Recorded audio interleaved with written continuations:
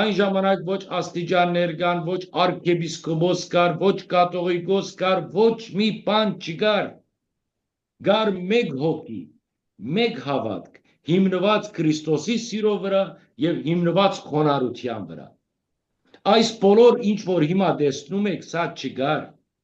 Սա հետո մարդկային դրածով որպես ի հայտ եկավ։ Եվ որ հռոմայեցիները իրենց քիթը գողեցին եկեղեցու մեջ եւ կանչեցին եկեղեցու հայրերը, իրենց պաշտոններ բաժանեցին, իրենց խավազաններ դվեց Հռոմի կայսրը, իրենց սկեսներ դվեց, չգիտեմ ինչ տեսակի գլխարկներ ու շորեր ու բادرակիսկեսներ եւ որ դվեց, այնտեղ եկեղեցու մեջ մտավ քաղաքականությունը եւ այնտեղից սկսավ մեր բոլոր հարցերը եւ անոր համար այսօր ինչպիսին որ է արաքելական եկեղեցին խոսքս միայն հայ արաքելական եկեղեցու մասին չէ արաքելական եկեղեցիները բոլորը անընդհատ եւ ես պատասխանատու խոսք եմ ասում հերացել են արաքելական գոչումից սա արաքելականություն չէ սա արաքելականություն չէ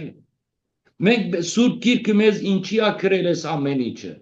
որովհետեւ մենք նայենք առաքյալները ոնց են ապրել եւ ոնց են կործել։ Առաջին եկեղեցին ոնց է եղել եւ մենք այդ եկեղեցու առաքելահիմն եկեղեցու ուղիներով գնանք։ Սիրելիս, այսօր եկեղեցին հերացած է։ Ինչքան որ երկինքը հերու է երկրեն, այդքան ալ հերացած է եկեղեցին իր առաքելութենեն։ Ես չեմ խոսում այս իրադարձություններու կամ այս խայտարագություններու կամ այս բացահայտումներու այս մասին ես չեմ ուզում խոսել, որովհետև այս բոլորը հետևանք է այն ինչին, որ եկեղեցին հերացած է իր առաքելական դիտողից եւ իր առաքելական ընթացքից։ Քրիստոսը այս եկեղեցին չէ որ ուզում էր։ Քրիստոսը այս եկեղեցին չհիմնեց Քրիստոսի նպատակը այսպիսի եկեղեցի ունենալը չէր, որում մեջ կա քահագալ, որում մեջ կա դիրագալ, որում մեջ կա եպիսկոպոս, արքեպիսկոպոս, որոնք մարդկանց ուղագի